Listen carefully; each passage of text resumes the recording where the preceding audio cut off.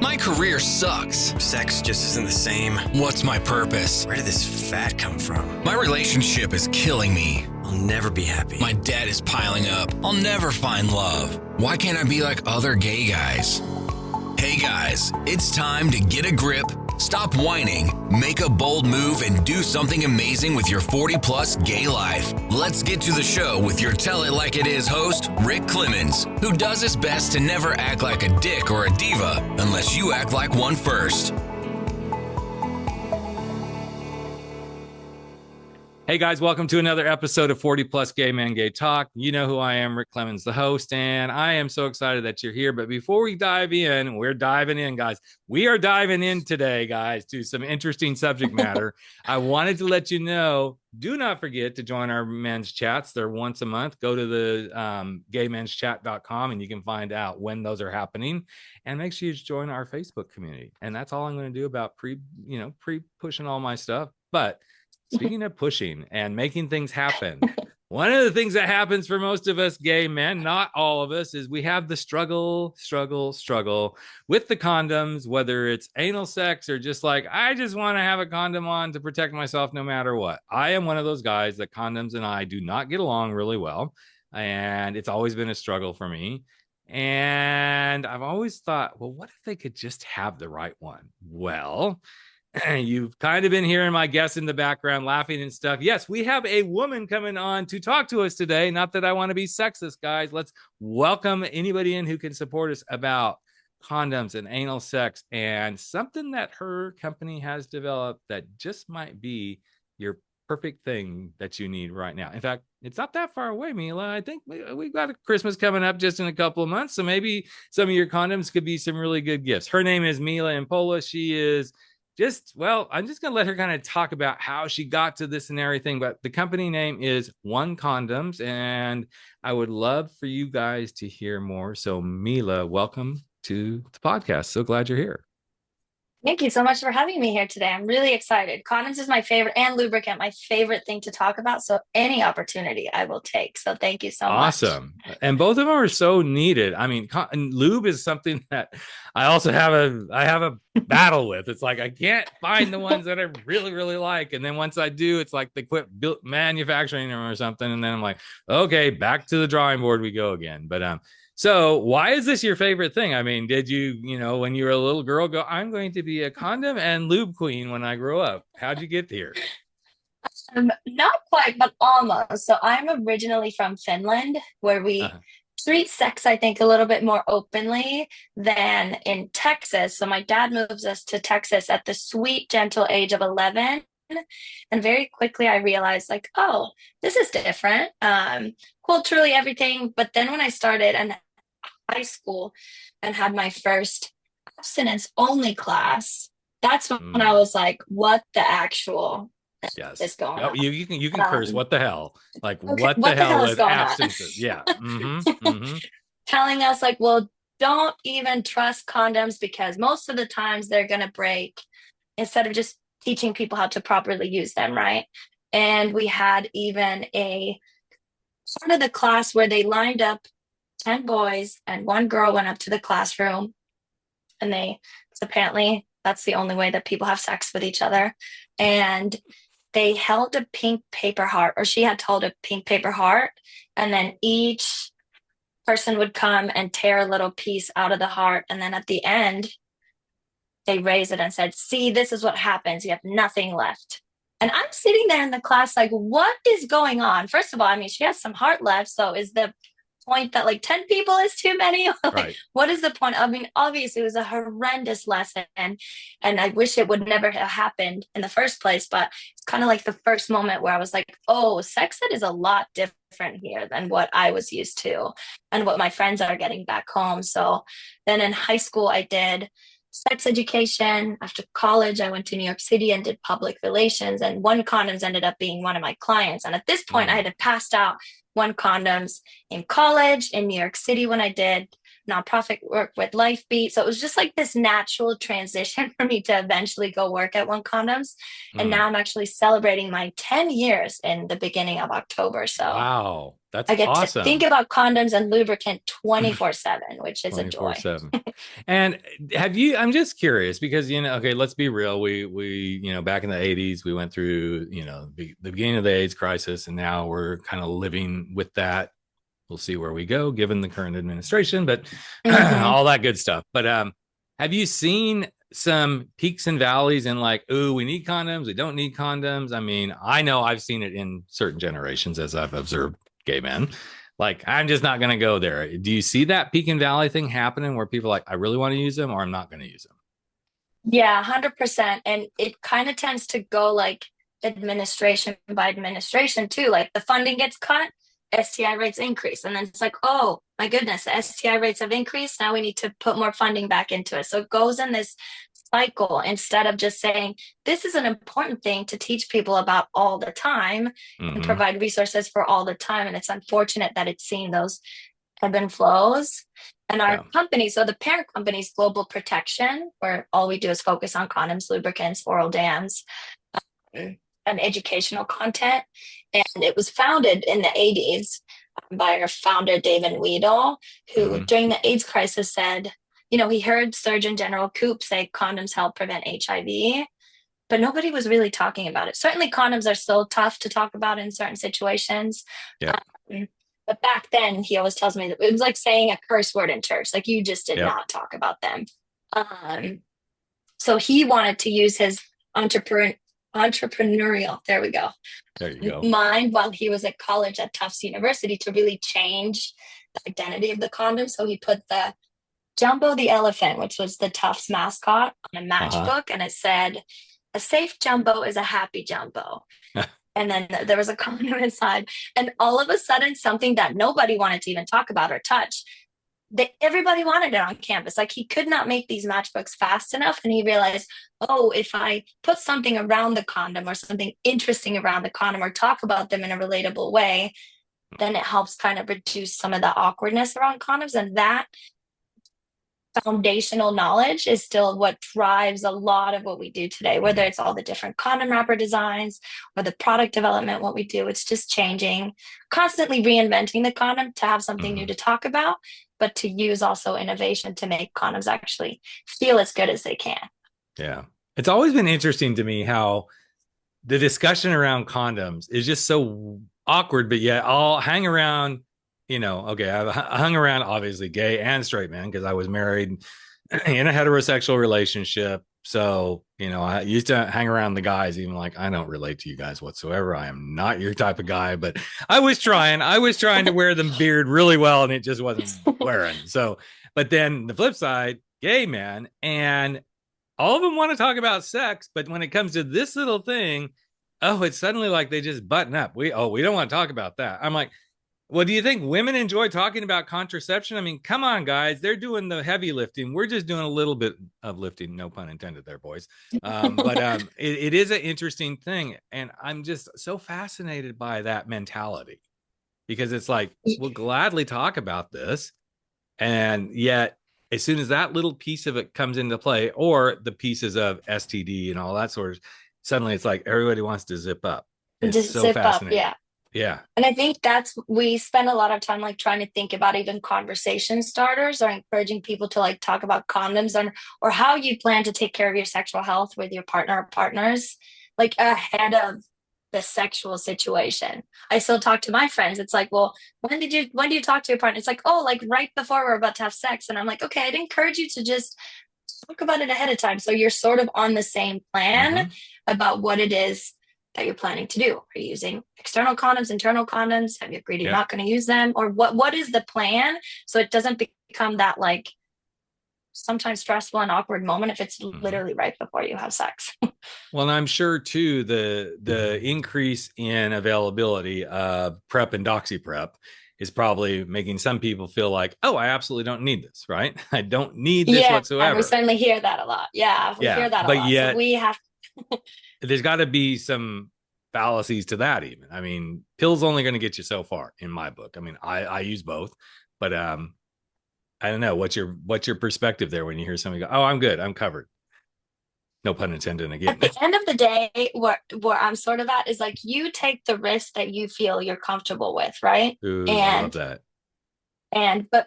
but do it from a place of knowledge and also a place of respect for your partner. Like if your partner says condoms are an absolute must for me, do not be the person who tries to encourage them not to use them. You know what I mean? And then try to find a condom also that works for you, right?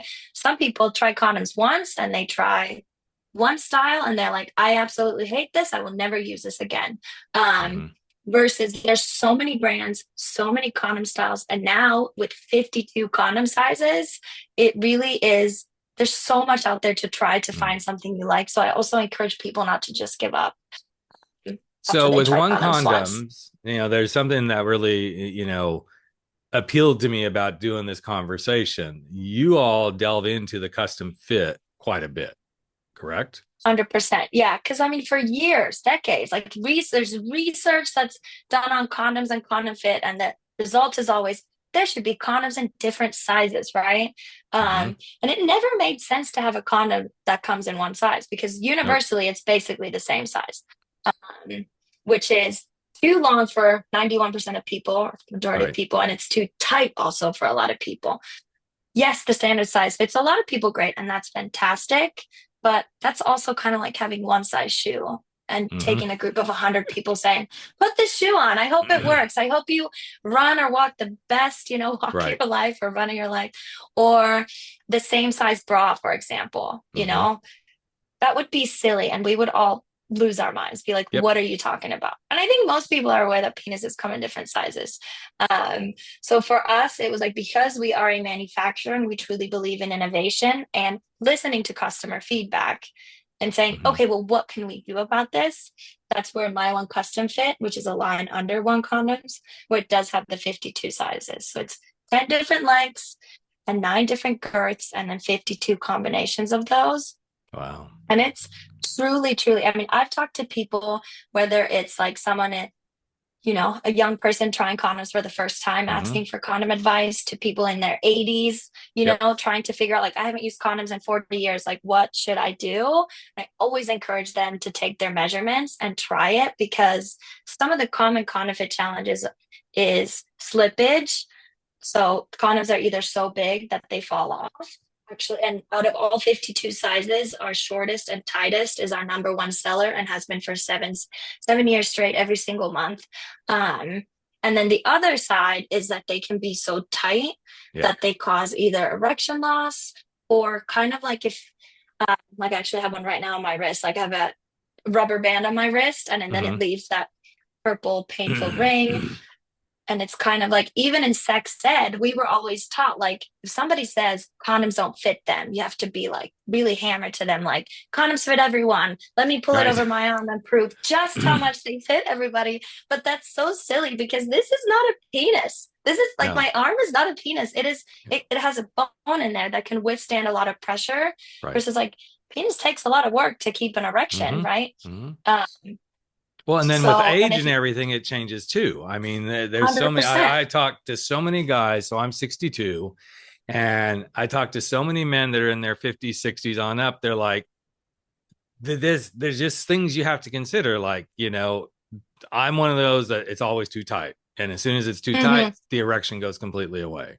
Now okay, so true confessions. I didn't know I was going to go here, but I actually can find it very erotic to have somebody put a condom on me. That's kind of like, that's a kind of a turn on. Well, it's more than kind of a turn on. It can be a really good turn on. But the problem is, if it's tight, the guy can get frustrated, then I'm getting frustrated. And then suddenly we're like, okay, well, I'm pretty good at, like, then let's just figure this out. We'll play and do some other stuff. But I mean, there's been some moments when we've had a pile of condoms laying on the floor because nothing worked, and so there's also that mental perspective that I think many guys are like, I've tried all of them. Have you really? And I think this is something that's so interesting to me, that when I found out about this interview and I'm like, okay, I really want to go here, is I want to give some hope. I want to give some hope to, like, you don't have to just, I loved what you said about you take the risk that you're willing to take. But Right. what if you even took that risk and you could go, I feel even better that I'm protected in this way. 100%. And Yes, there's guys thank you that so are, much for bringing that up. Yeah. That you well, can, it's interesting too, because so many people say that, okay, but I just don't get as much pleasure. I argue, and this is my argument, guys. So let's get ready for the hate mail or disagreement mail to come in. My argument is you can make anything pleasurable if your head is in the right space. No pun oh, I intended love again, that. guys. That's a quote right there. Right, exactly. So what do you do with these people who are like, okay, you may have all these fits, but I don't know. I don't think it's going to work for me. How would you have that conversation with someone? Life is about trying new things, right? So Mhm. if you are frustrated with condoms because they don't fit right, and now there is actually a solution that can help you, like we have sample kits, right? So you can test it, you can try it, and then try it out and say, I still don't like it. And at least you can say, I tried, but I am telling you, I have talked, and we launched my one 8 years ago with the 52 sizes, and I've talked to now thousands of people. And they say this product is life changing. And I know I'm in marketing, right? And people are like, Right, she's a right. marketing. Yeah. But these conversations that I have with people, like, and we send them to staff too. So they remember like the reviews that we get. Because they'll talk about like this is the first time in my life that I don't have to hold on to the condom during sex because I'm so afraid it's going to fall off, or because I've had so many experiences where it has fallen off, right? Yeah. Or this is the first time in my life of using condoms for 40 years that I don't have to worry about losing my erection during sex. Right. Because even like when the condom is too tight and if you lose your erection, then your partner can be like, oh, is it me? Is it me? Like, and it creates Exactly. this anxiety. And then for the next time you have sex, you have anxiety. Is the condom going to be the problem? But this helps. I promise if you just test it out, helps at least make sure that the condom is fitting correctly, Mm-hmm. and it doesn't cause those challenges that an ill-fitting condom will cause, like slippage or erection loss, or Yeah. just feeling like your sausage is stuffed into, Uh-huh. like a too tight casing, It's so or funny. I like was having to talking. worry about the condom.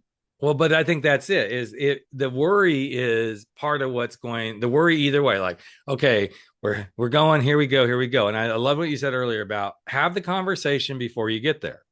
Because Mm-hmm. to me, that's really super important. Like let's talk about this. And too often we're not having these conversations flat out. I don't Absolutely. care if you're gay or straight, we're not having these conversations, right? And especially horny gay straight men. I'm just like, you guys are not having this conversation any more than we are. So stop knocking the gay guys. I think the gay guys are probably having the conversations a whole lot more than a lot of straight guys. But anyway, we won't debate that today. But what I find so interesting is if you think about what it is you're trying to achieve. Okay, what am I trying to achieve by wearing a condom? Am I trying to protect myself? Am I trying Mm-hmm. to ensure that I can continue to have better sex and continue to have sex without being worried about, oh, what great, I, got some STD and it's never going away. Suddenly the conversation changes. And I was actually talking to a buddy of mine over the weekend saying, hey, I'm talking to this gal on Tuesday about condoms. He goes, oh, I would never wear a condom. I said, oh, you might want to go check this out. I said, I've done a little bit of checking out.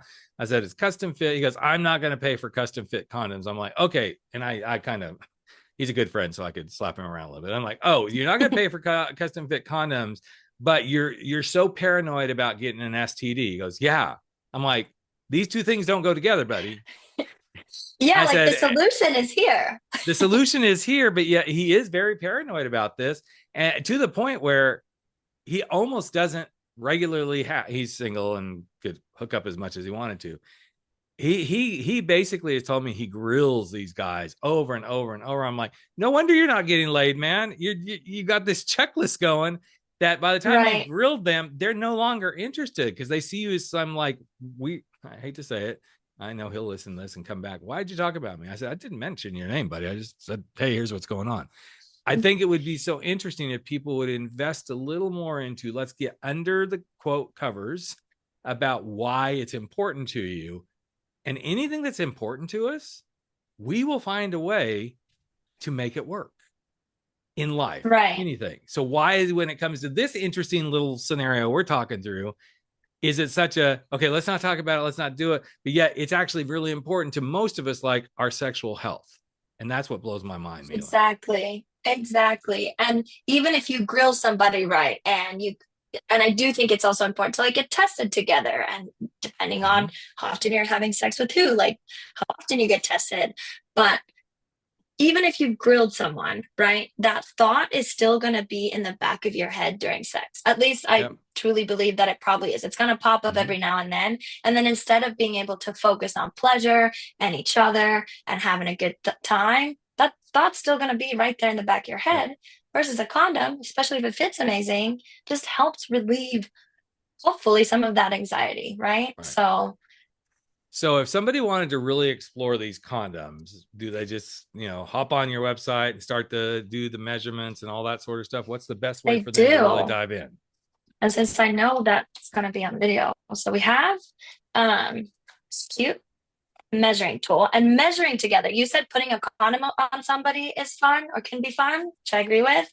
Also, measuring together is fun. We invented a holiday called Measure Penis Day, just to show how fun it is. But people measure length in their letters. So for those listening, I'm showing our measuring tool, which is called a Fit Kit. And you can see the letters right there. So C is shorter, and then M is the longest option. And then you wrap it around, kind of like a belt, around the widest part of the erection. So then you start to see these number codes. So 45 here is the tightest, and you see 64 is the widest. And then I could be a 45C or a 64N. And then we always recommend people to get the sample kit first, which will come with 2 condoms, the size you measured, and then another closed size. And then sometimes people realize they measured completely upside down, and then they contact us, and we have size specialists on the team who can help people kind of adjust their fit as they need, so they can find the perfect fit and then just order more condoms from there. That's so cool. And yes, guys, this may take, quote, a little bit of work, but a little bit of work could literally pay off on easing your mind, having something that feels comfortable. I know there's going to be guys that goes, yes, but it's not the same sensation. I don't know. There's been times I actually have gotten more sensation with a condom on than not. I'm not going to say frequently, but it does happen. And so what do you do about those guys who are like, but it's not going to be the same. I'm not going to feel the same sensation. Well, they are also hyper thin and extra lubricated. And I always tell people to make sure to use extra lubricant with condoms, because that helps not only with pleasure and comfort, because it reduces friction, right? Adds to natural lubrication, but it also significantly helps reduce the risk of a condom breaking, right? So lube is your friend. My one is also hyper thin, so that's good. And the added benefit of knowing like you're taking care of yourself, your partner, reducing that anxiety. And at the end of the day, yes, of course, like even as a condom company, we understand that condom is a barrier between 2 people, right? But that's why we take our role at Global Protection and at One Condom so seriously, about like, what can we continue to do all the time to help listen to people's feedback and make the condom actually feel better. That's where the custom fit condom sizes came out of. That's why we developed something called ONE Flex, which that one doesn't come in different sizes, but it's a condom enhanced with the wonder material graphene, and it really helps with heat transfer. So Flex is also a cool condom style to try. We have studded condoms. Like I said, there's a lot of condom styles out there. So test them all out. And whether you like our condoms or somebody else's condoms, I mean, certainly I hope you pick ours. Try different brands, try different styles, and definitely try custom fix. Yeah, I think the problem that I see in any of these kind of conversations, whether it's about using condoms or not to hook up or to hook up or exploring your fantasies, or I think I want to maybe try a little bit of, bondage, BDSM or rope or whatever. There's nothing black and white. There's nothing black and white in these conversations.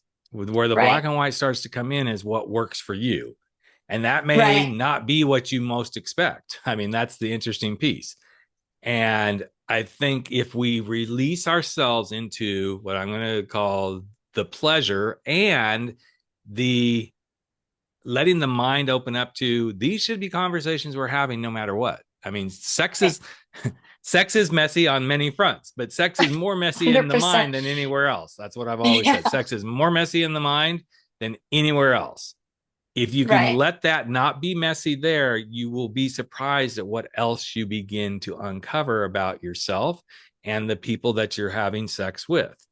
And I Right. love what you said earlier about like, if it's, if your partner's adamant, no, no sex without condoms, then you both have the right to stand in that ground, but don't beat them up or berate them.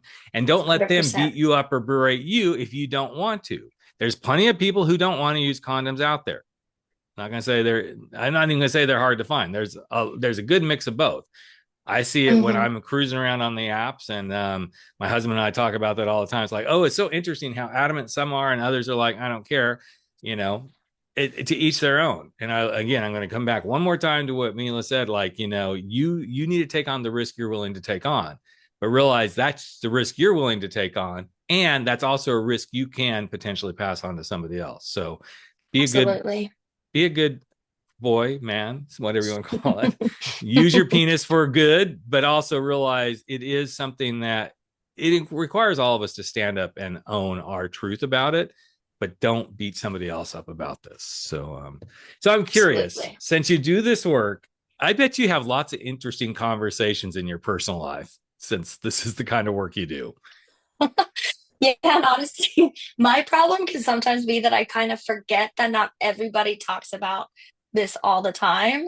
So sometimes when I'm like, and I'm never gonna lie to you what I do. If you ask what I do for a living, I'm gonna tell you about it. Yeah. And I've been in, like a Uber, and they ask, what do you do? And then all of a sudden I've like talked to them all about custom fit condom sizes and lubricant and how we became butt stuff approved. And then I just look in the mirror and I just see the person's face turn completely red, which is fine. And they usually have lots of questions, or even through our customer service line.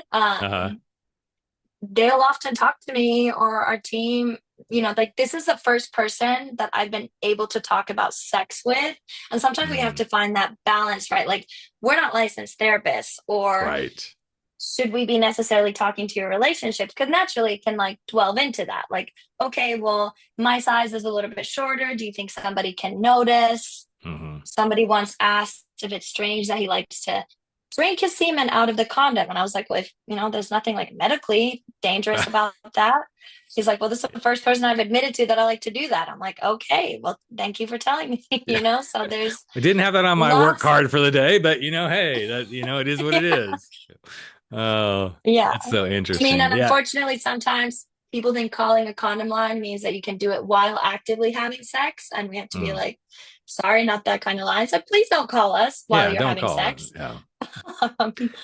It is very interesting. I get not a lot, but I get it occasionally too. Like, oh, so can you, I'm here, I'm masturbating. Can you tell me how to do this better? I'm like, I may help you with your sex life and stuff as a life coach for gay men, but not while you're in the act. I'm not that, I have plenty of friends who are amazing somatic sex coaches and stuff that they'll walk you through that. I'm not going to like do this over a Zoom call with you.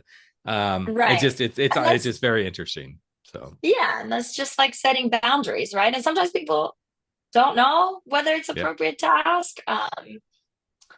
But yeah, I think it goes back to just like, I think one of the things is, let's make it appropriate to ask. I mean, again, why do we make this all so messy in the mind? As soon as we quit making this messy in the mind, we can have real conversations about things that we need to talk about, what the pleasure is and what the fears are and all that sort of stuff. And I remember the first time not long ago, I was going through some stuff in my own head about not producing enough ejaculation. And then, I had some kidney stone issues and all that sort of stuff. And I remember at one point there wasn't anything happening. And I was like freaking out. And my doctor's like, get over it. It's just because the medication you're on right now, it doesn't. I'm like, do you think you could have told me that before I was freaking out because nothing's happening? And now that I'm growing older, it's not as much, but it still happens. It happens. I mean, no problem getting the erections and stuff. But these are things people don't talk about. People hear me talk about this on the podcast. I'm like, I can't believe you talked about this stuff about yourself. I'm like, I'm not trying to grandstand. I'm just being real about this stuff. And until we start having real conversations about any of this, we're going to end up being like, in Texas, where you had those little lovely classes that you're like, what the hell is this? So, Right. well, Yeah, anything just else you want to asking, add to like, this? yeah, just like asking, do you want to have a conversation? Can we have a conversation? I also find it like, even though I talk about sex all the time and in my work and stuff, like sometimes, like, whether it's sex or even like tougher conversations with family or friends, it can Mm-hmm. be still pretty tough for me. Oh And yeah. what I do is I have to write it down first because my thoughts get all messy and jumbled sometimes. So I have to like think about it ahead of time and say, okay, I'm ready to talk to you, or I'm like now want to talk to you. So I've always found also just organizing thoughts, however you want to do it, on Mm-hmm. a post-it note. I've found that that helps me a lot. Or just do a checklist of what are the things that I want. If it comes to sex, like you mentioned, maybe somebody wants to try BDSM or whatever. What do you want to try? Do some research. There's so many great coaches for every type of BDSM out there, and just Yep. like check into them. What makes you tangle a little bit? Like what do you, and then you can say, okay, here's some of the videos I've watched, and then share that with Mm-hmm. your partner and say, would Mm-hmm. this be something that you would be down to try? And I think too, and I guess because I work with so many men coming out of the closet in midlife, there's all these questions like, well, how do I do this? How do I make it happen the first time? Do it? Should I wear condoms? Should I not wear condoms? And it's just, I mean, they feel safe in the realm of here. We're in this container as a coach, but I always tell them, you're going to feel really good having this conversation right now. But the thing that you're going to forget Right. is as soon as it's time to have the real conversation, you're going to freeze up, or you're going to think you're going to Yeah. screw up or whatever. And what I always invite them to do is grab hold of their confidence in that moment and Mm-hmm. go, I'm as prepared as I can be. And if I ask something that somebody goes, oh, that was a stupid question or something, maybe that's not the person you should be embarking on a sexual conquest with. You know, I'm not going to tell you not to, but Absolutely. if somebody really like pushes back on something, whether it's condoms or what you want to do sexually, and you've tried to have the conversation with them, whatever it may be, that's probably a really good moment to check in with yourself and go, is this the kind of person that I want to be bare ass naked with, having that Mm-hmm. intimacy with in this moment? Because you can get caught up in a whole nother thing once you're in and go, okay, well, then suddenly when you succumb to it time after time again, you start to give up yourself in those situations. And I'm going to say this especially about if you really want to have somebody wear a condom and suddenly you give them the freedom not to, then that you just open the door for that expectation to be the same each and every time. So protect yourself, Right. guys. And I'm not just saying that from like protect yourselves with the condoms, protect yourself emotionally and mentally. And that's where I say get rid of the messy mind stuff. So Right. Because, yeah, like having sex with people who like truly like take care not only of your physical needs, but like mhm. emotional needs, and where you feel comfortable to say, hey, I want to try this. And to know that that person, maybe they don't want to try it, but they can tell you, hey, I don't know if I'm really into that, but Right. thank you for sharing it with me. Or like, and then feeling like, okay, this person wasn't just like, why would you ever want to do that? Right. Mm-hmm. But that's somebody who can like respect you, to want to hear you out. And then depending on if they want to do that too, they can respond in a positive way. I feel like that does make sex so much better if you can have sex with somebody who you know is going to respect you, right?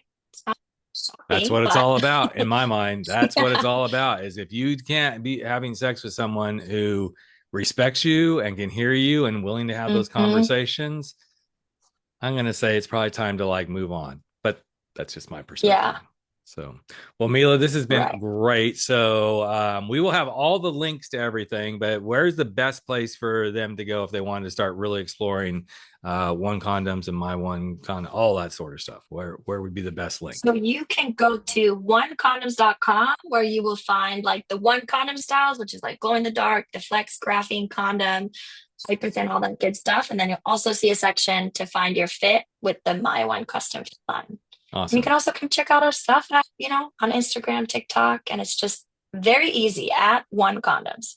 Awesome. That's so cool. Well, thank you so much for spending your time with us today. Guys, I hope this was helpful. This is always fun to get to have these kind of conversations, whether you're 40, 50, 60, 70, 80. Maybe some younger guys are listening to this because I know there's young guys lurking here. Like, I want to listen to what the daddies are talking about. What are the daddies talking about these days? So, but thanks for being part of our world and stepping into it with us and being a voice of quote, truth, reason, and exploration and curiosity. I love it. So I really, You truly as well. appreciate Thank it. you so much for having me here today. You bet. And guys, have a great week. And we'll be back in just another week with another episode of 40 Plus Gay Men Gay Talk. Wonder what we'll be talking about next week? You'll just have to tune in. Take care. That's a wrap for 40 Plus Gay Men Gay Talk, where size doesn't matter. We drop our bullshit, get over our screwed up fears, make bold moves, and live life without apologies. Don't forget to join us on Facebook at 40 Plus Gay Men Gay Talk, where the conversations continue.